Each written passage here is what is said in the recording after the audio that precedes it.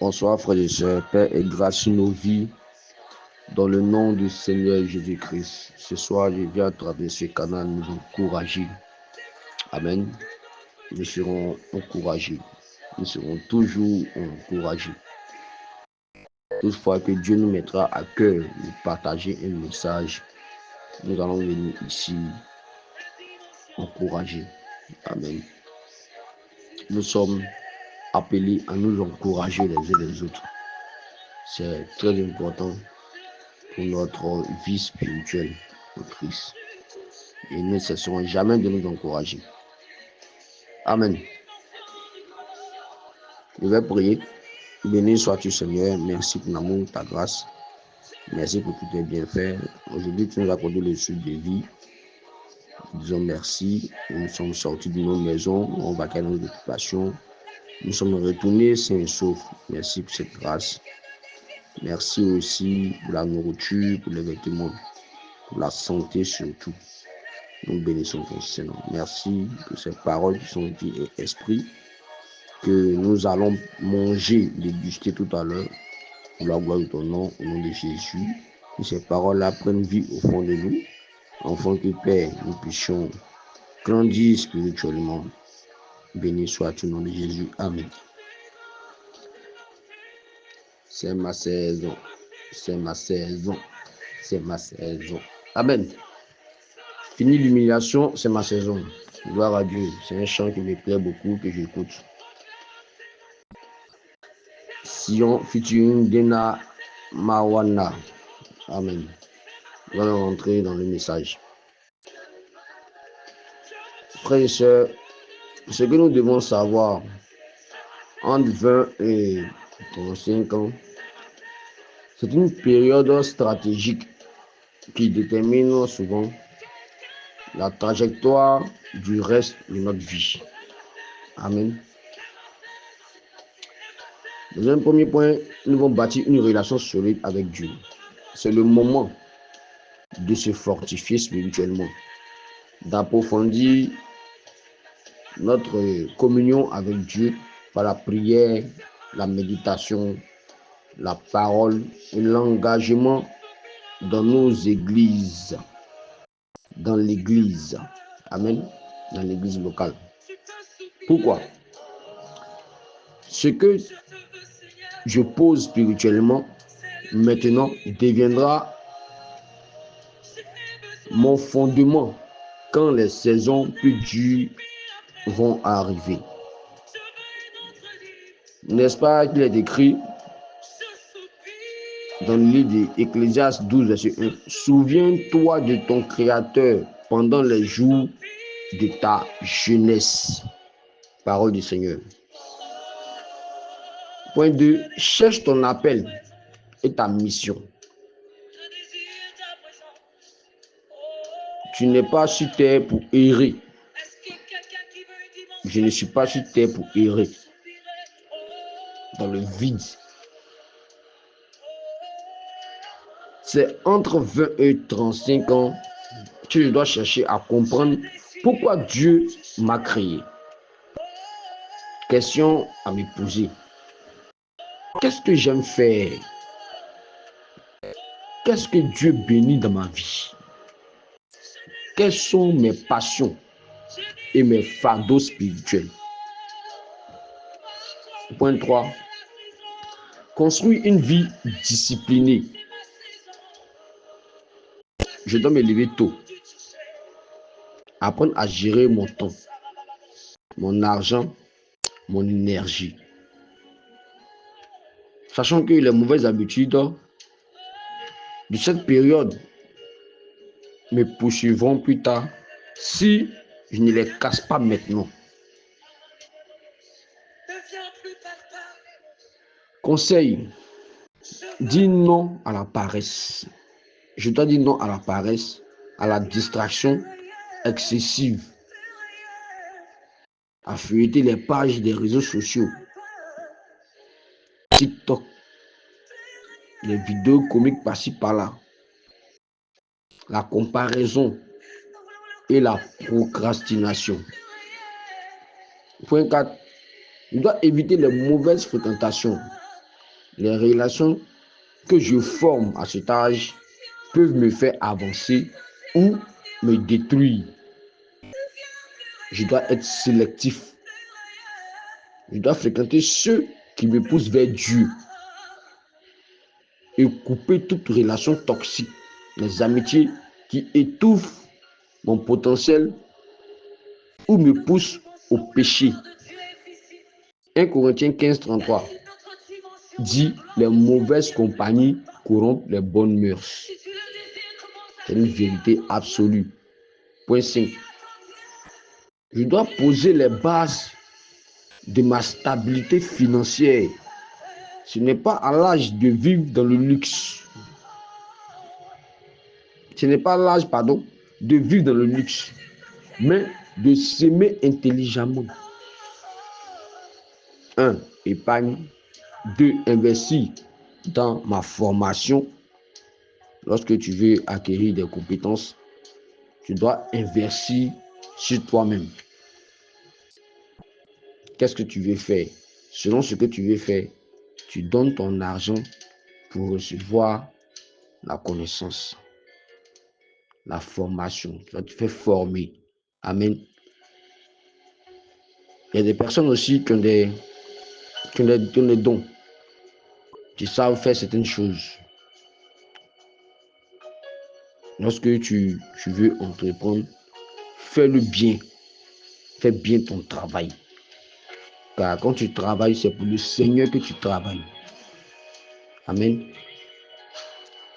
Ne vis pas pour impressionner. Non. Je ne dois pas vivre pour impressionner les gens sur les réseaux sociaux ou bien les frères et sœurs dans le royaume. On ne vit pas pour impressionner les gens. Amen. Quand tu vas prendre ton argent pour payer les derniers sapes, une fois que les gens finissent de te regarder, comment c'est fini. Amen. Je dois préparer mon futur. Mon frère, ma soeur, tu dois préparer ton futur. Il faut te mettre ça en tête. Tu dois préparer ton futur. Amen. Point 6. Préparer sa vie sentimentale et familiale. Ne cherche pas à te marier vite. Ne cherche pas à te marier vite. C'est pas une course, c'est pas une compétition. Le mariage, c'est un engagement, c'est pour la vie. Donc, mets un peu d'eau dans ton vin. Cherche à te marier bien. La Bible dit, si l'Éternel le bâtit, celui qui bâtit, bâtit en vain. S'il n'y a pas Dieu dedans, ça va pas arriver quelque part. S'il n'y a pas Dieu dedans, ça n'arrive pas quelque part. Tu vas tourner en rond. Donc, cherche à te marier bien. Parce que celui avec qui tu vas te marier là, ce dernier doit t'aider à aller au ciel. Cette dernière avec qui tu vas te marier là, elle doit t'aider à aller au ciel. Donc, à deux, on devient un. Et on est marié à qui? Au Seigneur. On se marie au Seigneur. Amen. On ne se marie pas pour dominer l'autre, ni pour recevoir uniquement que de l'autre. C'est ensemble, on devient un. D'une même voix, d'une même pensée. Amen. Une seule direction. Apprends à être stable, seul, avant de vouloir partager ta vie. Comment tu vis ta vie de célibat? Est-ce que tu es épanoui? Est-ce que tu te fais des amis dans le royaume? Parce que les amis là, ça sauve. Les amis, ça sauve. C'est bon d'avoir les amis dans plusieurs secteurs. Là, le jour, ça ne va pas là. Tout le monde sera là. Allô, qu'est-ce que tu as? Allô, hein? J'ai appris tant. Allô, s'il te plaît, ne pars pas. Garde la foi. Allô, tu reçois toutes sortes d'appels et des visites. C'est très important, les amis. Amen. Prie pour ton partenaire. Ceux qui sont en amitié, il faut prier pour ton partenaire. Il faut prier pour ton ami. Il faut prier pour la soeur. Sois guéri émotionnellement avant d'entrer dans une amitié. Parce que tu es blessé. La soeur aussi est blessée. Et vous vous précipitez, vous mettre ensemble. Vous serez encore plus blessé. Ça ne marche pas. Parce que tu n'es pas encore guéri émotionnellement. La soeur aussi n'est pas encore guérie. Et là, vous voulez vous réfugier dans une boîte à ragoût. Tu ne peux pas aller. On ne vient pas pour se réfugier. On guérit d'abord avant de se mettre avec quelqu'un. Avant d'entrer dans le copinage. Et il faut beaucoup prier avant de choisir le partenaire ou la partenaire. Laisse Dieu te guider. Les gens vont venir te dire, non, c'est cette soeur-là qui est bonne pour toi. C'est ce frère-là qui est bon pour toi. Les gens ont parlé, mais est-ce que Dieu a parlé? Ou bien est-ce que tu n'as pas demandé l'avis de Dieu? Tu as préféré l'avis des hommes. Tu t'es engagé. Et ce n'est pas bon. Il faut toujours mettre Dieu au premier plan. Même dans tes projets, il faut mettre Dieu devant. La Bible dit, n'est-ce pas? Invoque l'Éternel en toutes choses. Il faut invoquer Dieu. Tu veux prendre une décision, invoque Dieu. Tu veux sortir de la maison, invoque Dieu. Tu veux manger, invoque-le. Prie-le. Tu veux faire des achats de vêtements. Il faut prier Dieu, il faut prier pour les vêtements. Les brodes et autres, les vêtements des magasins. Il faut prier. Même les pharmacie, il faut prier. Tu pries et puis tu prends. C'est important. Donc, il faut mettre Dieu au premier plan. Amen. Mettons Dieu au premier plan dans nos choix. Avant de faire nos choix, mettons Dieu d'abord dedans. Voilà. C'est lui qui est le pilier. C'est lui qui est la tête. Sans lui, là, on ne peut rien faire. On ne peut pas avancer, on ne peut pas reculer. Amen. Point 7. Refuser les détours inutiles. Ce n'est pas le moment de vivre selon les tendances. On dit ça, c'est la nouvelle tendance. C'est une nouvelle vibes. Voilà le nouveau moment qui est là. Hein. Enfin, comment? On tombe dedans. Pas faire comme les autres. Tu n'es pas les autres. Tu es une race élue. Un peuple acquis. Un sacerdoce royal. Une vie sainte sur la montagne. Une lumière. Donc, tu ne peux pas t'initier aux autres. Tu ne peux pas te greffer aux autres. Tu ne peux pas faire comme les autres. Toi, tu es mis à part. Dieu vit en toi. Dieu réside en toi. Dieu doit se révéler en toi. Et puis tu vas vouloir faire comme les autres. L'Éternel est un Dieu jaloux. Il ne faut pas t'amuser. Je ne dois pas m'amuser.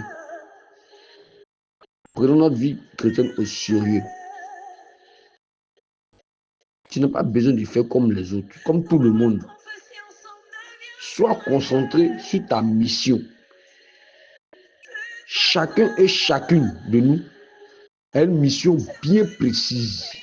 Et cette mission, elle est une et indivisible. Celle de faire la volonté de Dieu. Celle d'annoncer l'évangile. Celle de gagner des âmes. Celle d'avoir une intimité parfaite avec Dieu. Celle de vivre selon Christ. De refléter l'image de Christ. Nous avons une mission sur la terre parce que nous sommes de passage.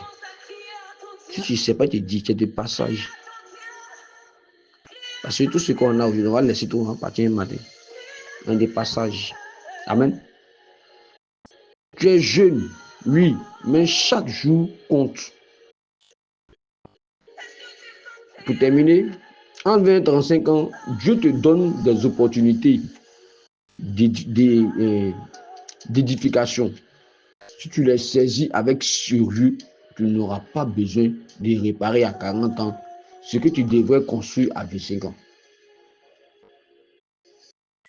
Je ne dis pas que si tu es à mon âge, que tu as tout raté. Non. Dieu est capable de faire des choses extraordinaires au-delà de ce que l'on peut penser ou imaginer. Amen. Tu n'auras pas besoin de réparer ces erreurs-là à cet âge-là. Que tu devais construire à 25 ans. Dieu peut faire des grandes choses. Je ne dis pas que ceux qui sont plus avancés en âge ont raté leur vie, non. À l'instant T, Dieu peut te bénir d'une manière extraordinaire. Mais ce que Dieu va te donner là, il calcule d'abord. Est-ce que ça, si je te donne maintenant, est-ce que tu vas te détenir de moi? Est-ce que tu peux emprunter notre chemin?